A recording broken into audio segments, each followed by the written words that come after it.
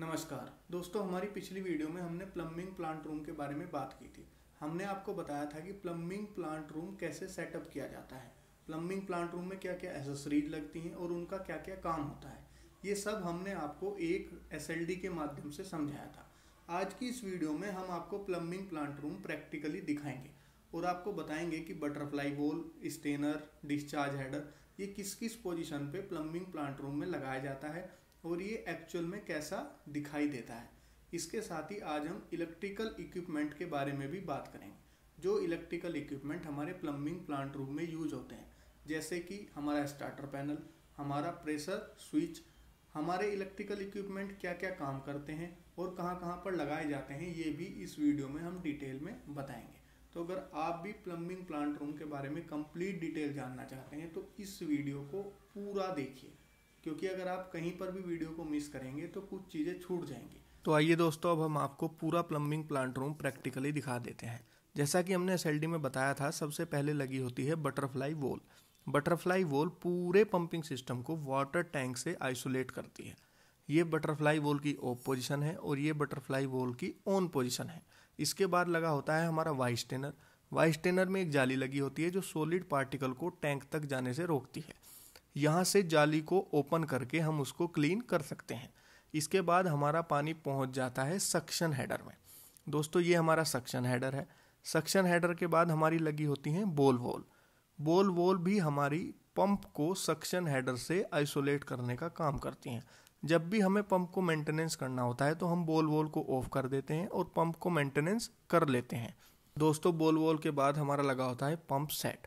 Pump का काम होता है वाटर को यूजीटी से यानी अंडरग्राउंड टैंक से बिल्डिंग में ट्रांसफ़र करना, या कह लीजिए ओवरहेड टैंक में ट्रांसफ़र करना।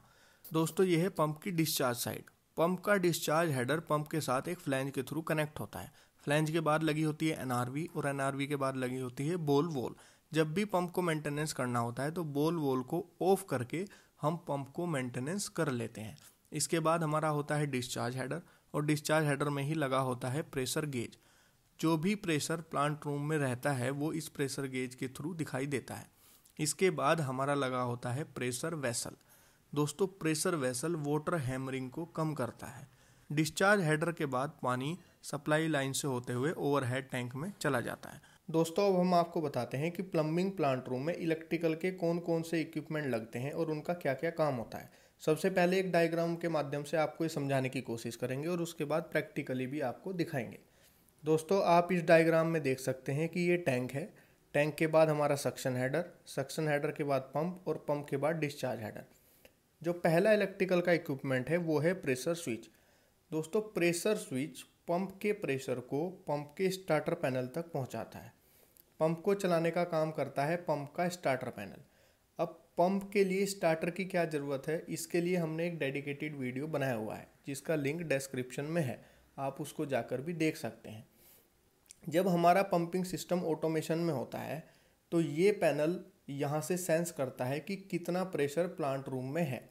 जिस प्रेशर पर भी हम प्लांट रूम को सेट करते हैं उसी प्रेशर पर सिग्नल स्टार्टर के पास चला जाता है और स्टार्टर पंप को ऑटो में ऑफ करा देता है, और जब वो प्रेशर डाउन होता है तब यही स्टार्टर इस पंप को ऑटो में ऑन करा देता है। दूसरी लगी होती है पावर केबल, जो कि स्टार्टर से पंप के बीच में कनेक्ट होती है। पावर केबल का काम होता है पंप को पावर देना। और तीसरी होती है फ्लोट केबल, जो कि फ्लोट और स्टार्टर पैनल के बीच में जुड़ी होती है। दोस्तों, फ्लोट की जो केबल होती है वो स्टार्टर पैनल को ये सेंस करके बताती है कि टैंक में पानी है या नहीं। अगर टैंक में पानी नहीं होगा और ये पंप चलने लगेगा तो पंप खराब हो जाएगा, पंप में कैविटेशन की प्रॉब्लम आ जाएगी। इसलिए जब भी टैंक हमारा खाली होता है तो ये फ्लोट जो है ये सिग्नल देता है हमारे स्टार्टर पैनल को कि टैंक में वाटर कम है, और ये स्टार्टर पैनल इस पंप को चलने नहीं देता। तो बेसिकली दोस्तों, इलेक्ट्रिकल के जो इक्विपमेंट लगे हैं वो या तो पंप को चलाने के काम आते हैं या पंप के ऑटोमेशन के काम आते हैं। प्रेशर स्विच हमारा ये काम करता है कि पंप को कब ऑटो में चलना है और कब उसको ऑटोमेटिकली बंद हो जाना है।